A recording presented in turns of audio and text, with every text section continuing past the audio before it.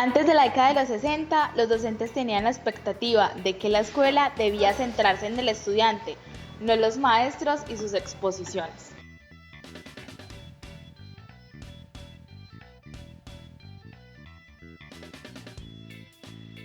Iniciando por un proceso histórico, el modelo tradicional o conductista tuvo el gran mérito de separar y aclarar lo que es un plan de estudios al currículo, pues en el siglo XX la lista de contenidos que deberían ser enseñados en la escuela era llamado currículo.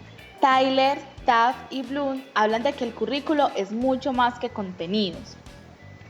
Debido a este planteamiento, Tyler propone 5 criterios esenciales para elaborar un currículo integral, donde involucra los objetivos, los contenidos, la organización, las actividades del aprendizaje y la evaluación.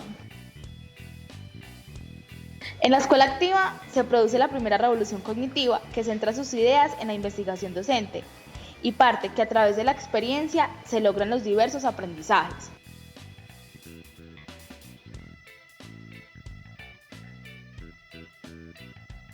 Dewey, Comenio, Rousseau y De Crowley proponen centros de interés que responden a las diversas necesidades del niño, donde la observación y la experimentación creen herramientas para la vida.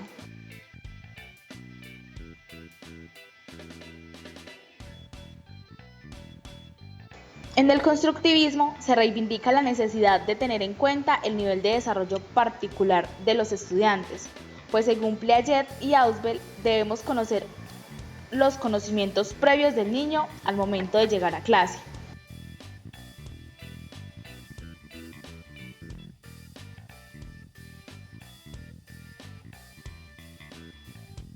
Otros grandes aportes al diseño de currículo tienen como finalidad innovar la praxis de la educación, donde se cambia la concepción acerca del individuo y la sociedad, y que el individuo se forme independiente, crítico, reflexivo y transformador de las necesidades futuras, como lo decía Kant.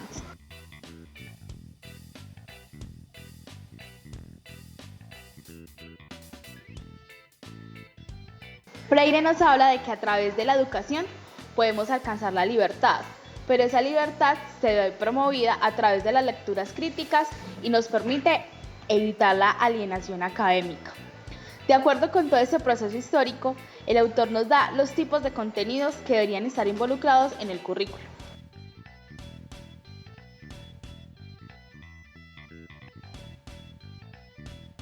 Como primer contenido está el contenido cognitivo, que nos habla de la comprensión y de la intelección.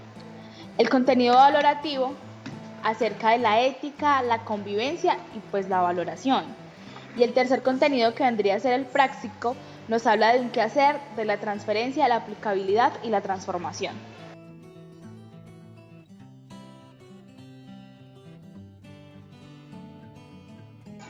El currículo como diseño. El currículo como diseño maneja 3 modelos orientados en la práctica pedagógica, que son el heteroestructurante, el autoestructurante y el interestructurante. El heteroestructurante es un modelo orientado desde la escuela tradicional, donde se habla que el maestro es el que posee el conocimiento. Este modelo, por sus intenciones de querer abarcar todo, muestra lo que puede de forma veloz y no profundiza en los conocimientos y saberes. El autoestructurante es el modelo que sabe qué conocimiento va a dar al estudiante, más no cómo se lo va a dar, sabe el orden, pero no la profundización. El interestructurante es el modelo más adecuado, donde se hace un reconocimiento exhaustivo de las necesidades y requerimientos de las diversas situaciones, por medio de un trabajo recopilado donde se hace un planteamiento y se da una solución. Este método se sabe que no se lleva tal cual se plantea, pero la mayoría de sus puntos y exigencias son cumplidos. Ante este método se ve un mejor pensamiento y participación en las acciones, mejor diseño, mejor planteamiento de investigación para la solución de las necesidades. El diseño curricular, además de manejar 3 metodologías, tiene 2 enfoques, que son técnica y arte. El enfoque como técnica pretende el cambio del estudiante en función de mejoramiento de su ser, llevando un orden coherente en lo enseñado, donde todo debe ser planeado con antelación.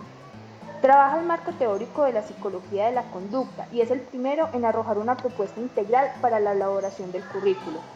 Este enfoque procura abordar conocimientos y el cómo abordarlos, tratando de llegar a una mayor precisión en los objetivos de la enseñanza, determinando si estos se han cumplido o no y generando cambios necesarios en la conducta del estudiante. Esta propuesta es la más usada y es dada por Taylor. El enfoque como arte.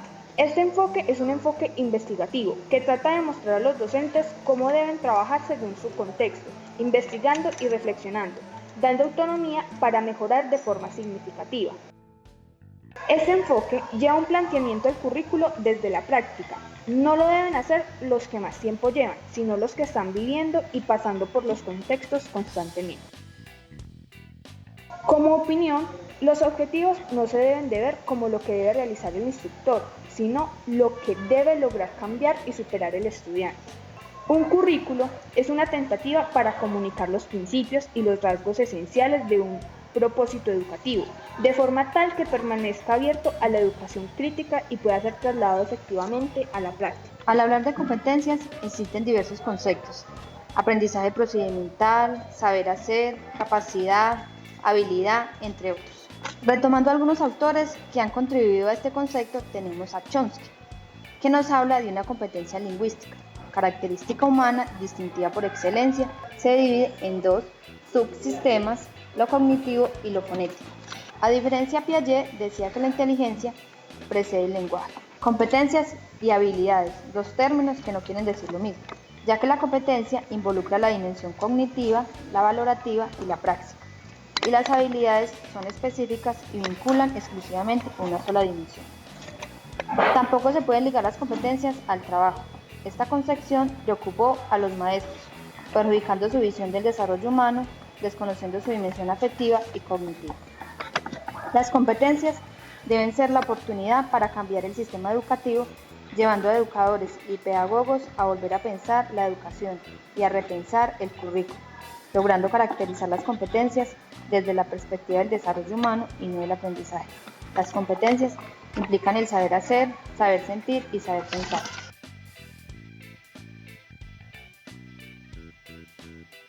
Principios para orientar el diseño curricular.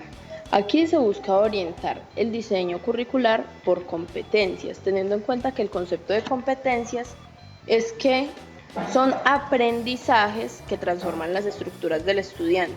Este concepto se asocia mucho con la teoría de la diferenciación progresiva de David Ausubel, donde dice que se da una reestructuración cognitiva y se adquieren nuevos significados.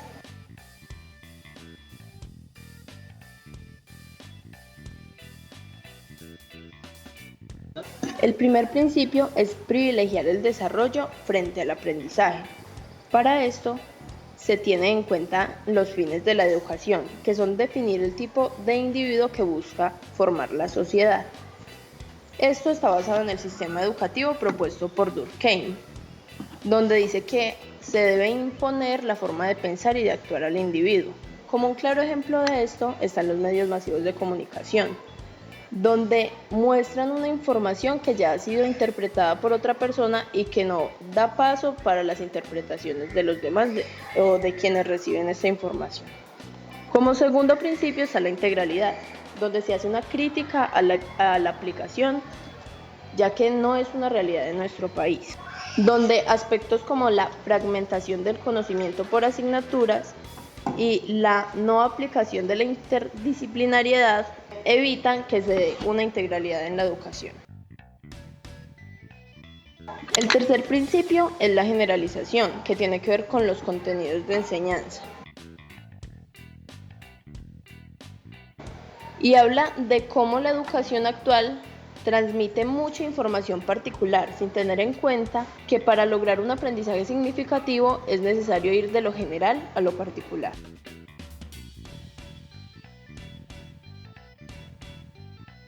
El cuarto principio es la contextualización, donde es necesario conocer el contexto histórico, social, cultural e institucional para saber cómo alcanzar los propósitos que se tienen.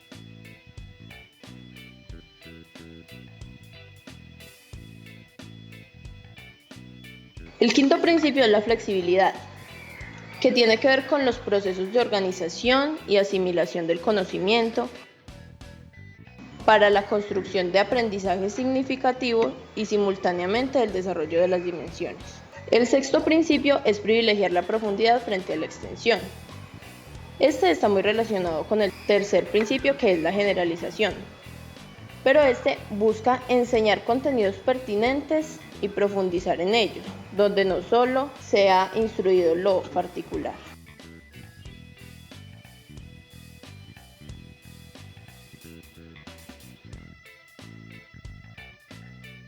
Estrategias para implementar el rediseño curricular. Hablaremos de algunas estrategias para la implementación de un diseño curricular innovador, pensando que sus propósitos fundamentales son 4. Primero, sintetizar unos lineamientos que deben ser tenidos en cuenta en el momento que la institución educativa decida sistematizar y revisar el currículo. Segundo, apoyarse en un marco conceptual acorde a los niveles de desarrollo pedagógico, para disminuir la fragmentación escolar obteniendo una buena calidad educativa. Tercero, identificación de obstáculos dentro de la institución educativa para enfrentarlos teniendo en cuenta el currículo. Cuarto, ofrecer las orientaciones para enfrentar las principales dificultades que se presentan en el currículo por competencias. Empezaremos hablando de contextualización, donde el currículo tiene que ver con el contexto en general, donde debe realizar una caracterización a nivel global, local, institucional, familiar y personal. El trabajo a realizar en cada área, según Chomsky, nos dice que el área debe tener una justificación y nos debe llevar a abordar los fines cognitivos, valorativos y prácticos.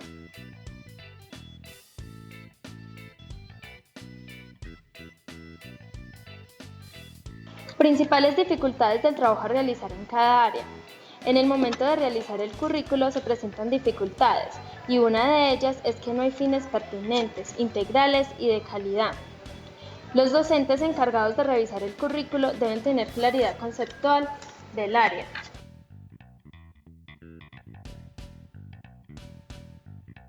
Principios generales para revisar el currículo. Primero, de la diferenciación progresiva.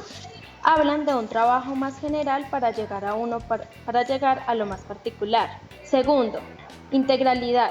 Acá nos dicen que hay 3 tipos de contenidos que una institución educativa debe trabajar, que son el sistema cognitivo, el sistema valorativo y el sistema práctico. Tercero, el contextualismo.